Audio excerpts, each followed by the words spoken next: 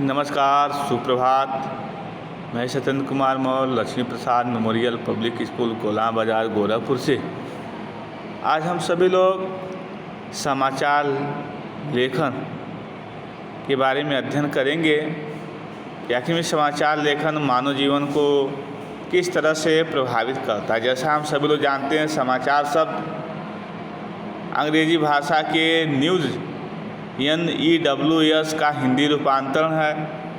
News 4 शब्दों से मिलकर बनता है। N for north, E for east, W for west और S फॉर साउथ, यानी नॉर्थ, ईस्ट, वेस्ट और साउथ, यानी उत्तर, पूर्व, पश्चिम और दक्षिण। चारों दिशाओं में घटने वाली घटनाओं को जब हम शब्दबद्ध कर देते हैं, संग्रहित कर देते हैं, संकलित कर देते हैं, तो वह समाचार के नाम से जाना जाता है। अब ये समाचार कई प्रकार के होते हैं। कई सामाजिक है, राजनीतिक है, आर्थिक है, खेलकूद है, आर्थिक समीक्षा है, आर्थिक विश्लेषण है, तो इत्यादि चीज़ें आज हम समाचार लेखन के 6 जो ककार होते हैं के बारे में अध्ययन करेंगे। हम ये जानने का प्रयास करेंगे कि आखिर में समाचार की रूपरेखा या स्वरूप या प्रारूप किससे तैयार होती है। आइए पहला प्रश्न देखें कि समाचार लेखन के लिए 6 ककार क्या हैं। 6 ककार यानी जैसे ककार होते हैं क का, की, कु, के, को, कंग, तो को 12 खड़ी के नाम से जानते हैं। उसी तरह से इसमें 6 ककार हैं। तो देखेंगे उत्तर की आवश्यकता कैसे है। जैसा आप देख रहे हैं, समाचार लेखन के लिए 6 सूचनाओं का प्रयोग किया जाता है। यह 6 सूचनाएं क्या हुआ, कब हुआ, किसके साथ हुआ, कहाँ हुआ, क्यों और कैसे हुआ, प्रश्नों के उत्तर में प्राप्त होती। कहते हैं कि हमें समाचार इन्हीं 6 प्रश्नों के माध्यम से, 6 सूचनाओं के माध्यम से हमें प्राप्त होती हैं। तो सूचनाएं क्या हैं? कब, क्या, किसके, कहाँ, क्यों और कैसे। इन प्रश्नों के उत्तर में प्राप्त होती हैं, यही 6 ककार कहलाती हैं। इसमें से प्रथम 4 ककार क्या, कब, कौन, कहाँ सूचनात्मक और अंतिम 2 ककारें क्यों, कैसे विवरणात्मक होते हैं।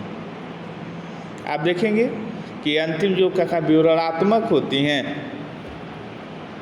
और आगे की 4 ककारें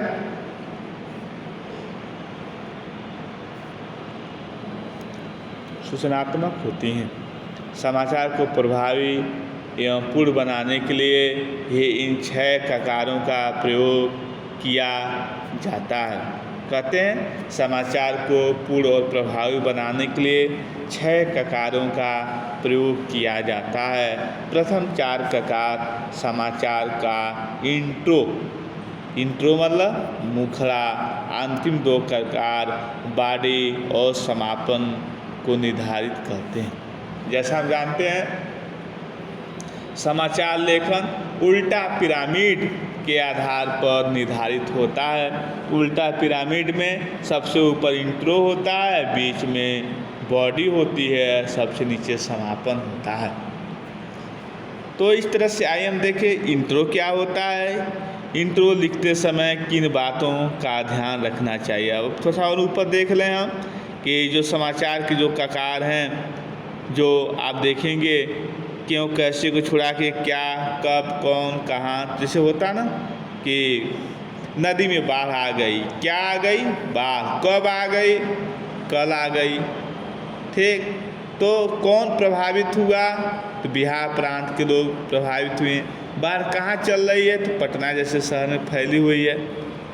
तो बाढ़ के आने का क्यों, अत्यधिक वर्षा होने के कारण या नेपाल का पानी अत्यधिक छोड़ देने के कारण बाढ़ की स्थिति पैदा हो गई। तो कैसे कोसी नदी का जलस्तर ज़्यादा बढ़ जाने के कारण बिहार के सीमावर्ती क्षेत्रों में पानी बढ़ गया है, जिससे लोगों के घर पानी में डूब गए हैं और बिहार जैसी बाढ़ जैसी स्थिति बिहार में उत्पन्न हो गई। आगे देखेंगे कि दूसरा प्रश्न है कि इंट्रो लिखते समय किन बातों का ध्यान रखना चाहिए। तो होता क्या है कि इंट्रो लिखते समय किन बातों का ध्यान होना चाहिए। तो कहते हैं कि इंट्रो समाचार का प्रारंभिक और महत्वपूर्ण भाग होता है। इंट्रो क्या होता है? समाचार का प्रारंभिक और महत्वपूर्ण भाग होता है, जिसमें समाचार का समस्त सूचनात्मक भाग निहित होता है। इंट्रो के बाद का भाग तो मात्र विस्तार के लिए होता है, अतः इंट्रो प्रभाव उत्पादन होना चाहिए। वह क्या, कब, कैसे और कहाँ के समस्त तथ्यों का समावेश इसमें होना चाहिए। भाषा सहज परंतु प्रभावशाली होनी चाहिए। कहते हैं इंट्रो जो होता है वह समाचार का पहला चरण होता है और वह बहुत प्रभावशाली होना चाहिए, जिससे पाठक उसको पढ़ने के बाद उनके अंदर जिज्ञासा बने कि अंदर लिखी हुई बातों को हमें पढ़ना चाहिए। वही तीसरे प्रश्न की तरफ से हम देखें तो अखबार और टीवी के समाचार लेखन में क्या अंतर है। तुलनात्मक दृष्टिकोण से यहाँ पर बात कही जा रही है कि अखबार और टीवी के समाचार में क्या अंतर है। तो कहीं कहीं हम जरूर देखते हैं अखबार एक पठन माध्यम है, दृश्य सामग्री है।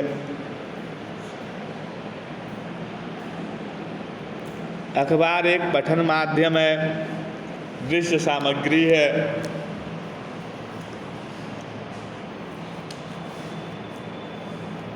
इस तरह से हम कह सकते हैं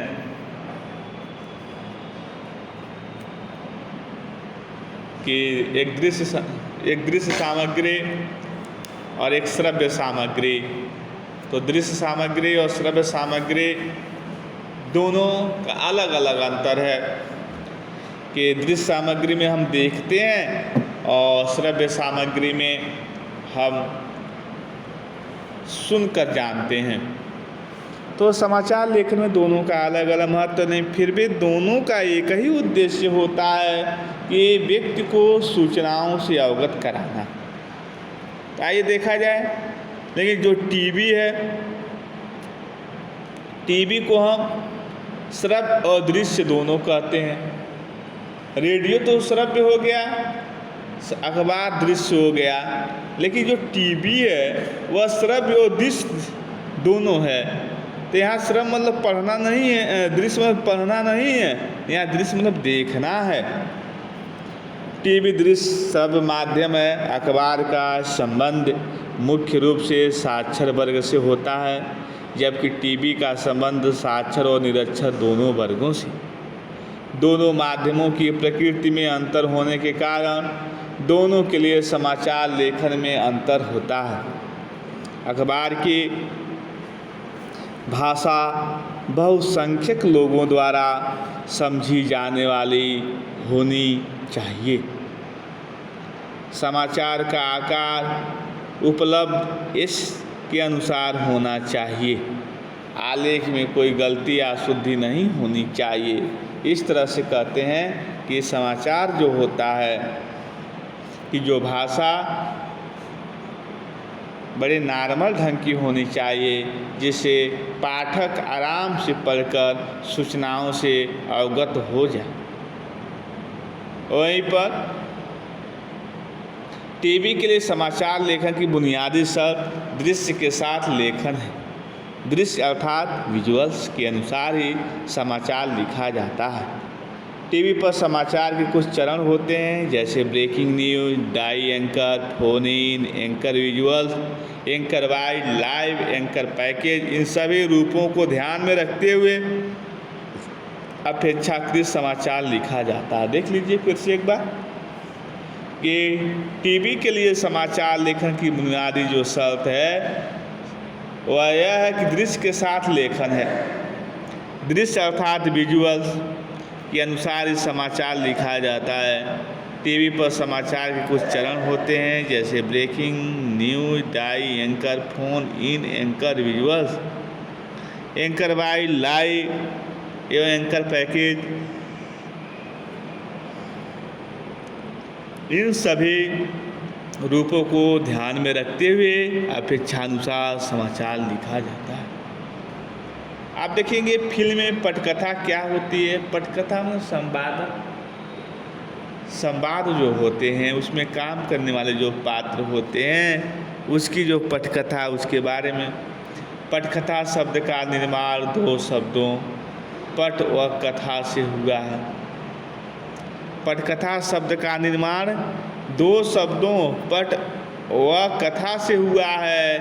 पट का अर्थ है पर्दा और कथा का अर्थ है कहानी। अतः पटकथा का अर्थ हुआ पर्दे पर दिखाई जाने वाली कहानी। कहानी जिसे आधार बनाकर फिल्म के प्रत्येक दृश्य का निर्माण होता है, संवाद तैयार किए जाते हैं और अंतिम रूप में से फिल्म का निर्माण किया जाता है, को ही पटकथा कहा जाता है। पटकथा शब्द का निर्माण दो शब्दों पट व कथा से हुआ है। पट का अर्थ है पर्दा और कथा का अर्थ है कहानी। अतः पटकथा का अर्थ हुआ पर्दे पर दिखाई जाने वाली कहानी। कहानी जिसे आधार बनाकर फिल्म के प्रत्येक दृश्य का निर्माण होता है, संवाद तैयार किए जाते हैं और अंतिम रूप से फिल्म का निर्माण किया जाता है, को ही पटकथा कहा जाता है। पांचवें प्रश्न की तरफ देखें। 9 माध्यमों के लिए कौन लिख सकता है? कौन लिख सकता है? क्या इसके लिए कोई औपचारिक शिक्षा की आवश्यकता होती है? 9 माध्यमों के लिए कौन लिख सकता है? क्या इसके लिए कोई औपचारिक शिक्षा की आवश्यकता होती है? कोई भी व्यक्ति जो लेखन में रुचि रखता है वह 9 तकनीक से परिचित है, 9 माध्यमों के लिए लिख सकता है। 9 माध्यम मुख्यतः इंटरनेट से संबंध है, अतः इंटरनेट को ही मुख्य 9 माध्यम माना जाता है। इस तरह से आप कहेंगे 9 माध्यमों को, 9 मतलब नए माध्यमों के लिए औपचारिक शिक्षा की क्या आवश्यकता है? इस प्रश्न का उत्तर यही है कि कोई व्यक्ति जो लेखन में रुचि रखता है और 9 तकनीक से परिचित है, 9 माध्यमों के लिए लिख सकता है। 9 माध्यम मुख्यतः इंटरनेट से संबंधित। अब इंटरनेट को ही मुख्य 9 माध्यम माना जाता है। इस माध्यम के लिए लेखन हेतु लेखक की भाषा पर पकड़, लगातार अद्यतन रहने की प्रवृत्ति, समय पर काम करने की प्रवृत्ति एवं कंप्यूटर पर काम करने की क्षमता होनी चाहिए। वैसे तो 9 माध्यमों के लिए कोई भी लिख सकता है, लेकिन सैद्धांतिक मार्ग के साथ प्रभावी लेखन के लिए औपचारिक शिक्षा की आवश्यकता होती है। भले ही हम 9 माध्यम में जाएं, कंप्यूटर इंटरनेट का प्रयोग करें, लेकिन हम जब प्रारंभिक रूप से हम जान ही नहीं रहे हैं तो हम उसको लिखेंगे कैसे, ढूंढेंगे कैसे? यानी आपको जानना है उसके बारे में, तभी 9 माध्यमों का विकास आपके जीवन में सही ढंग से हो सकता है। प्रश्न है उल्टा पिरामिड। प्रश्न होता है उल्टा पिरामिड हम शैली क्या है? तो प्रश्न इसका आएगा उल्टा पिरामिड शैली समाचार लेखन की सर्व प्रचलित शैली है। उल्टा जो पिरामिड है कि जो शैली है, शैली क्या है? उल्टा पिरामिड शैली समाचार लेखन की सर्व प्रचलित शैली है, जो कथात्मक शैली के विपरीत कर्म की शैली है। इस शैली में सबसे महत्वपूर्ण सूचना पहले व कम महत्वपूर्ण सूचनाएं बाद में प्रस्तुत की जाती हैं। कथानक शैली में महत्वपूर्ण तत्व क्लाइमेक्स, मध्य और अंत में पूर्व रखे जाते हैं, जब उल्टा परिमाण शैली में प्रारंभ में ही चरमोत्कर्ष होता है। इस शैली में लिखित समाचार के 3 भाग होते हैं, इंट्रो, बॉडी और समापन। तो इस तरह से हम देखेंगे, आगे देखेंगे स्टोरी क्या है। मीडिया की भाषा में खबरों को, मीडिया की भाषा में देखें तो खबरों को स्टोरी कहा जाता है। स्टोरी से तात्पर्य कोई साहित्यिक कहानी से नहीं होता, बल्कि बड़ी या विस्तार पूर्वक लिखी जाने वाली खबरों की स्टोरी कहलाती है। क्या कहलाती है? साप्ताहिक समाचार पत्रों तथा पत्रिकाओं में समाचार कथा शब्द का प्रयोग किया जाता है। समाचार पत्र के प्रथम पृष्ठ पर प्रकाशित होने वाले विस्तृत कवर स्टोरी कहलाती है।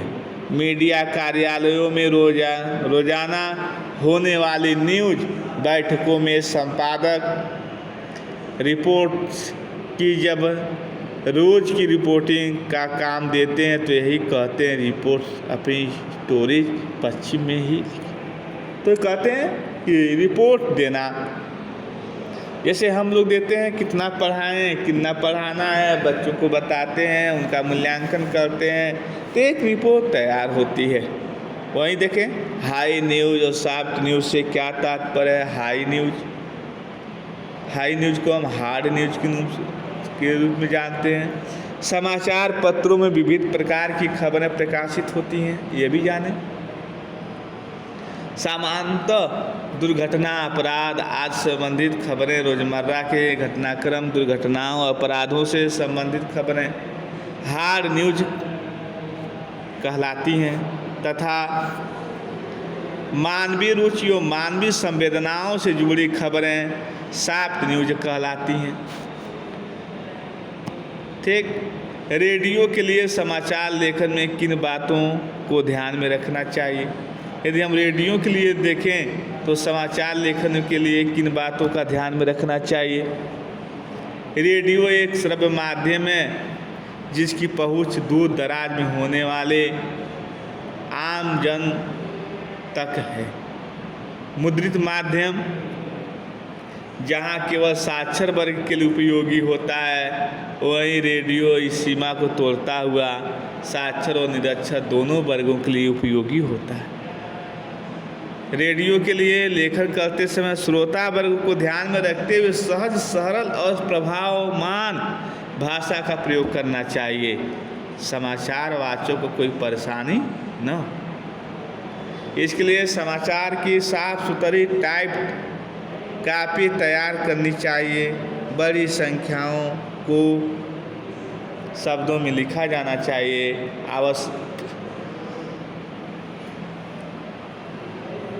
आवश्यक आंकड़ों का ही इस्तेमाल होना चाहिए। इस तरह से हम देखेंगे। प्रश्न नंबर 6 यदि हम देखें कि टीवी समाचार के लिए क्या आवश्यक है, इसमें किन विशेषताओं या विशेष पर विशेष बुलेटिन तैयार किए जाते हैं। टीवी समाचार तथ्यों पर आधारित होने चाहिए, इसमें स्पष्टता होनी चाहिए, अत्यंत आवश्यक हैं, इसके लिए अभाव में दर्शक भ्रमित हो जाएंगे। टीवी समाचार संक्षिप्त भी होने चाहिए तथा इसमें भाषा का प्रवाह तथा ऑडियो विजुअल में साम्य भी होना चाहिए। इस तरह से हम देखेंगे कि समाचार क्या होना चाहिए, संक्षिप्त होना चाहिए, ऑडियो विजुअल भी सही होना चाहिए। टीवी में विशेष विषयों पर केंद्रित विशेष बुलेटिन भी तैयार की, जो विशेष हैं उन पर विशेष तरह की खबर तैयार करनी चाहिए। जैसे क्राइम से जुड़ी खबरों के लिए क्राइम बुलेटिन, क्राइम के लिए क्राइम बुलेटिन, खेल की खबरों के लिए स्पोर्ट्स बुलेटिन तथा चुनाव की खबरों दशा चुनाव बुलेटिन। इस तरह से हमें विशेष खबरों के लिए विशेष प्रकार के बुलेटिन का भी इस्तेमाल करना चाहिए, चाहे वो स्पोर्ट के लिए बुलेटिन हो, चाहे खेल के लिए हो, चाहे वो राजनीतिक खबर के लिए हो, चाहे सामाजिक खबर के लिए हो, या देश में रोजगार या बेरोजगार से संबंधित जो बुलेटिन है उसके बारे में हो। तो इस तरह से 6 प्रश्न आपके हो गए। आगे हम अगले वाले वीडियो में आपके सभी प्रश्नों का हम अध्ययन करेंगे और आपको बताने का प्रयास करेंगे।